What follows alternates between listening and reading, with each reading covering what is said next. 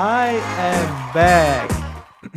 Hi, I'm Tugi and today I'm taking you to an emotional journey and, by the way, my trip to New Zealand. These videos are here to reflect on my emotions and learn from them. Maybe it will also help you to understand yourself a little bit better. In my first New Zealand video, where I traveled the North Island, I learned 3 lessons. First, independence of others is very important to me. Second, there's often a drama only in my head. The reality isn't that bad at all. And the last one is I need to be truly myself to have a good time with other people. But I also got 3 fundamental new questions. Who am I? Where do I want to go? And what do I want to do? The South Island should have some answers for me. So let's get started with my new video.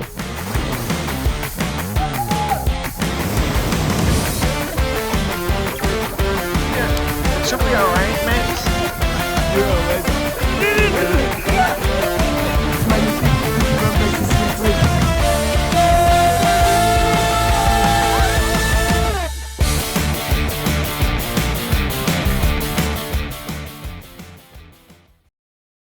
After having so much fun with my last travel mates in the North Island, I wanted to find someone to join me on this new road trip. So I started looking for people on the super cool social media platform Facebook again. Quickly I found someone who wanted to join me. Let's call her Lucy for this video. I will explain later why. The road trip started in Picton in the north of the South Island. I was crazy excited because I had heard so many positive things about this part of New Zealand. I loved all of the hikes on the North Island and the South Island should offer even more trails. The environment had changed clearly. I was surrounded by beautiful beaches and surprisingly a lot of jungle.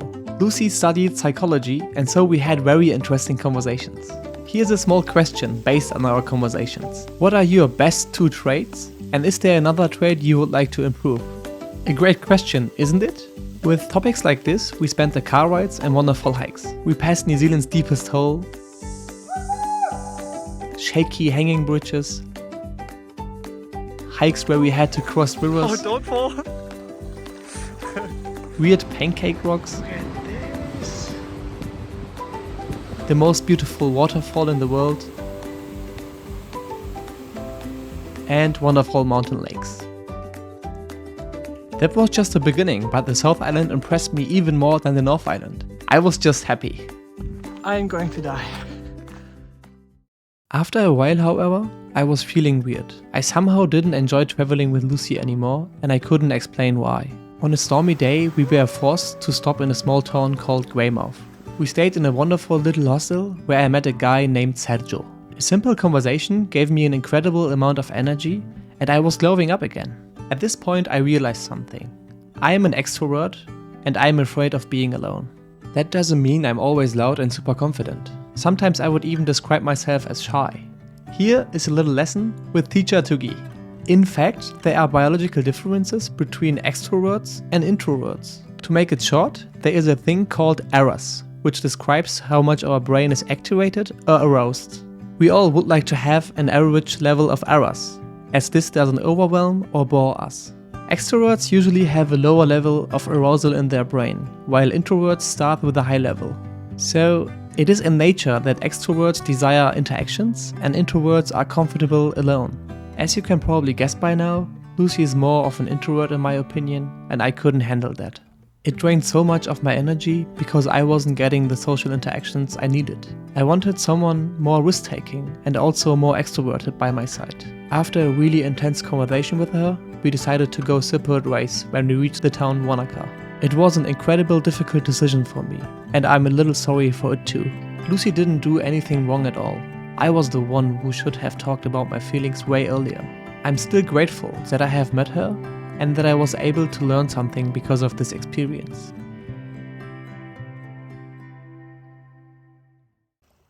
After arriving in Wanaka, I decided to change something.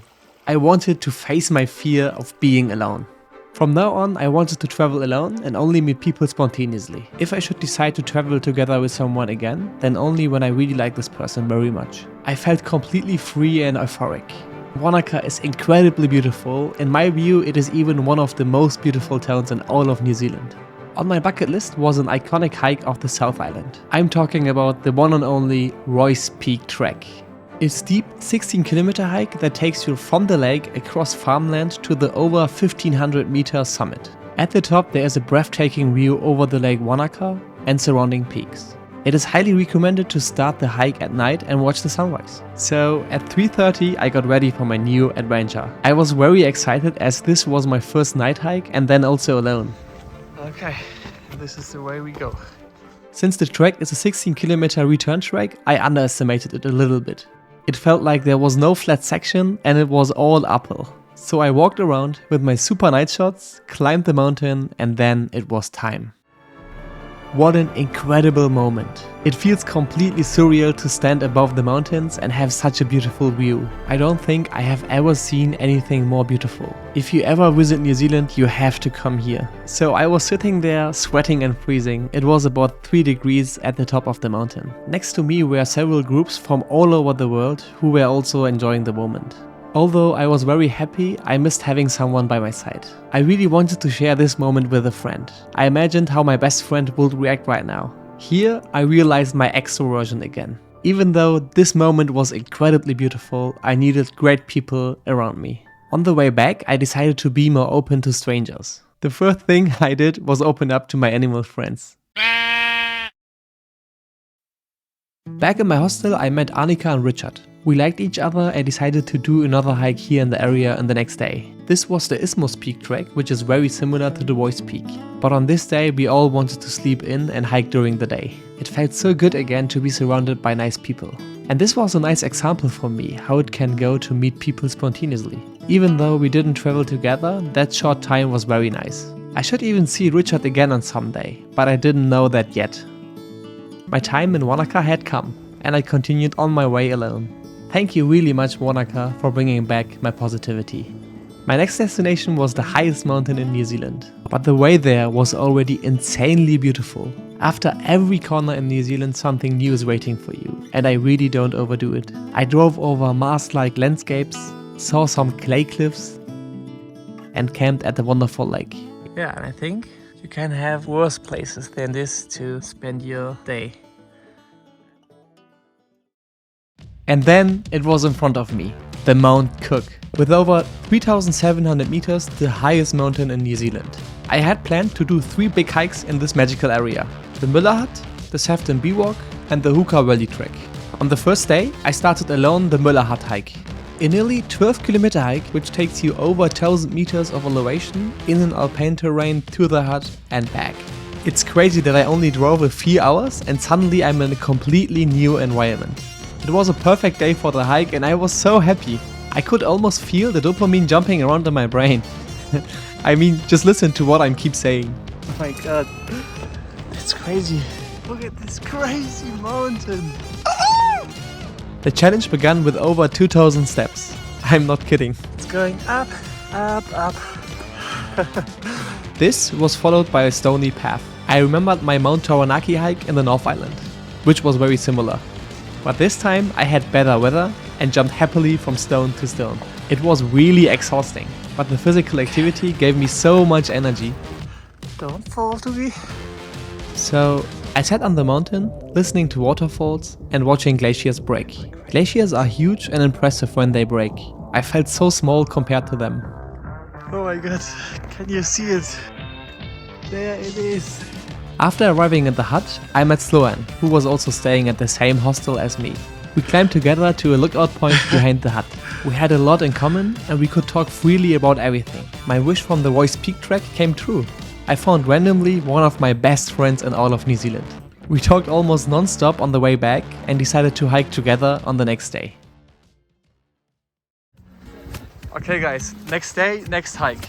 Back at the hostel, we met Ruby, who wanted to join us on our hike. Sloan is just crazy like me and we had planned a lot. First, we wanted to climb the Mount Sefton. And then, because this wasn't enough, we wanted to walk to the Huka Lake.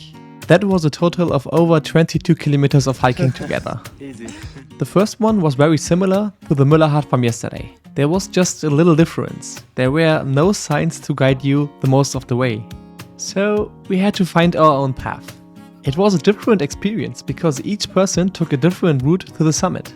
Again, we climbed over rocks, drank water from the glacier and enjoyed the great view. Cheers! After we reached the top all sweaty, I decided to do something crazy. As soon as we reached the Huka Lake, I wanted to swim in glacier water for the first time in my life. To be clear, there's ice floating on the water and it's only 3 degrees. Hello. You can do it. Thank you to New Zealand. It was a good day.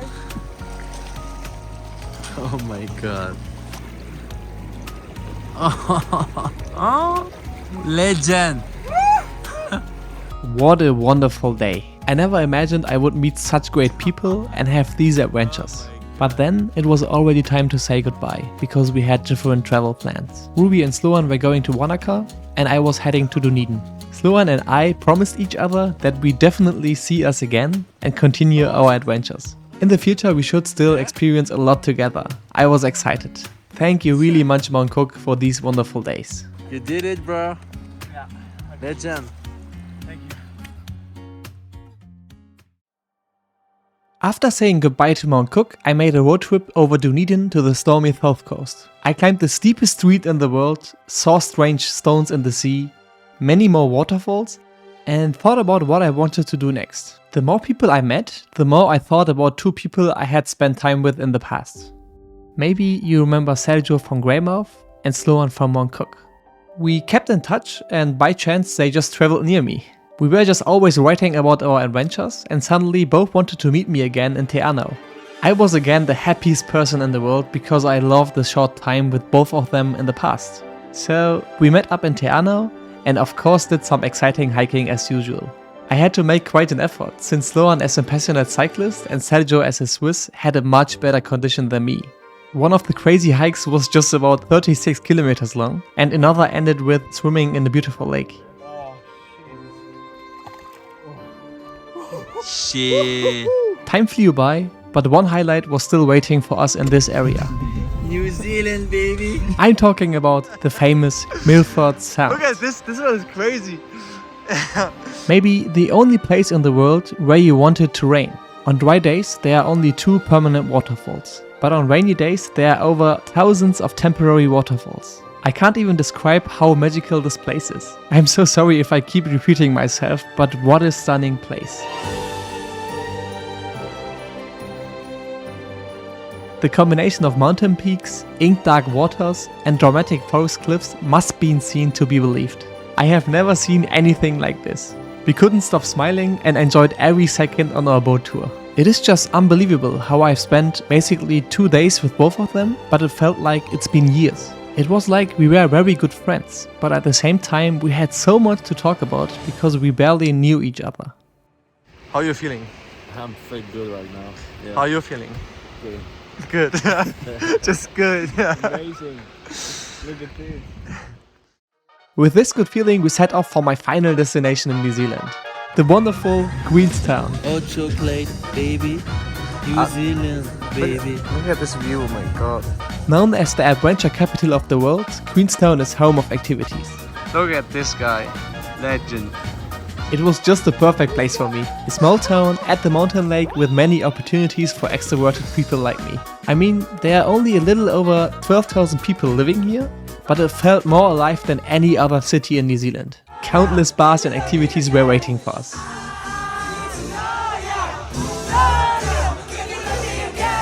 But the very first thing we had to do was something that was invented here. A jump of 134 meters with a small rope on your legs.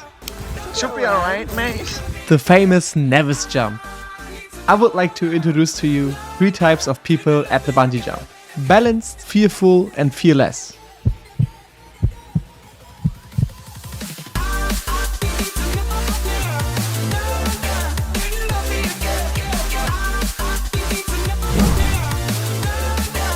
Could you guess it? Wonderful days in Queenstown followed. We competed in a race, went partying a lot and were basically broke at the end. Are you ready? I'm fucking ready. I'm just sad because it's fucking expensive. It's 50 bucks. It's 50 bucks. Are you ready to get... Yeah, I'm ready. I'm ready.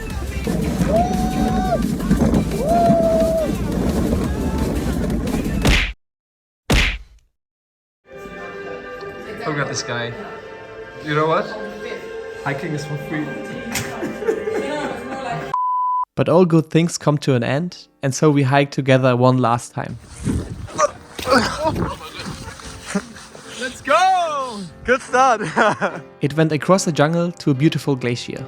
It felt like New Zealand showed itself again from its best side. New Zealand, baby! Yes! We did it! Last hike. So, what are your last words? My last words? Yeah. It's New Zealand, baby. It's New Zealand, baby. New Zealand, baby. See! See! And of course we had almost nothing planned again and ended up running so we could get back in time. We had breakfast one last time and it felt completely surreal to me. I would be saying goodbye to my best friends in New Zealand and probably not see them again for a very long time. First, I said goodbye to Sloan, who left for Japan, and then to Sergio, who chose Haiti as his next destination. I was finished. What's up? Oh my god. Right now, I feel so bad. It's so crazy. I know those people only for weeks. And now when they are leaving, it's just heartbreaking. It's crazy. I just had the feeling that I found the perfect people for in the perfect time. And it's good that we have ending right now. And I know that everybody of us will continue their journey and we will have fun and we will find new people. But it's so hard, so hard to say goodbye. Right now I feel like I have zero energy left to open the door again for new people. It's good how it is. I'm just thankful. Thank you, Sergio. Thank you, Sloan, for this awesome time. I will never forget that. It will be forever here. Like, I learned a lot from you guys. So thank you for everything. Keep pushing. What Sloan says. Keep pushing, baby. I have to push myself and find a job. Oh my god. New Zealand!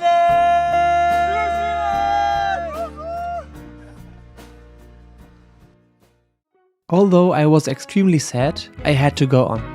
I had planned to stay a little longer in Queenstown, and that's why I wanted to look for a job. Sometimes I believe in fate. 3 months ago, I met a girl named London in Auckland. She recently arrived in Queenstown and was already working. Just because of her, I was able to get a great job in a hostel very quickly. I find myself working at the reception and in the housekeeping. The first days felt strange, because I was only used to work in the bank for the last 10 years. In the hostel it was, let's say, less serious. But it turned out that the job was just perfect for me. I left my old job behind me because I didn't want to live my life so stiff and serious anymore. I wanted to be more me, and that means easygoing and funny. The life here was about party, work and hike.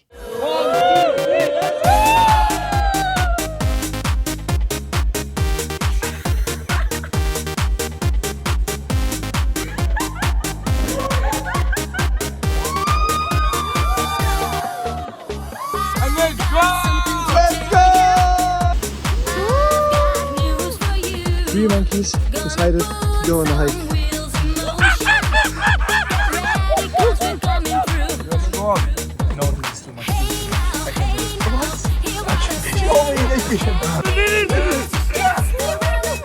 Tomorrow I promise no drinking. I didn't expect that I would reconnect so quickly after Sloan and Sergio. But after already a short time, a huge community built up. We were all in the same boat and had the same needs. I loved spending time with my new friends, and it was something different to stay in one place all the time. Actually, I had the time of my life in Queenstown. I could be truly myself, and that's why I like myself very much in this time. I had wonderful people around me. My bestie Lola, Strong guy. my spiritual sister London, and the legendary Moustache brothers Jasper and Dave. I will never forget you guys. Thank you really much for everything. Love you.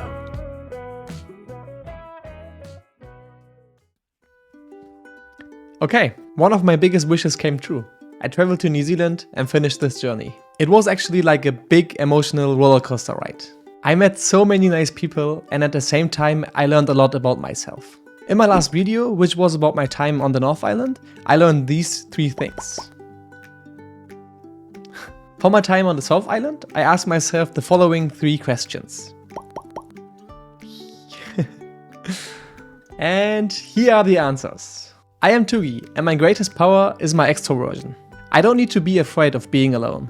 When I'm truly myself, I feel good, and I automatically pull in great people.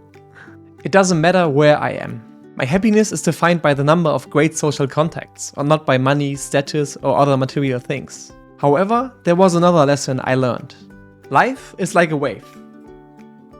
It's normal to go up and feel good, but then it's also absolutely normal that a big low is waiting for us. Down there, I should just be aware that it's going up again and everything will be good in the end. But how you learned all good things end at one point, otherwise they wouldn't be so special. I'm grateful for every special moment. Okay, we are at the end of my emotional journey. Thank you really much for watching this video. My videos are like a journal for me, but I also love it to share them. In case you're interested, here's the route I drove on the South Island. After leaving New Zealand, I spent some time traveling in Asia. Because of some great news, I spontaneously went back home.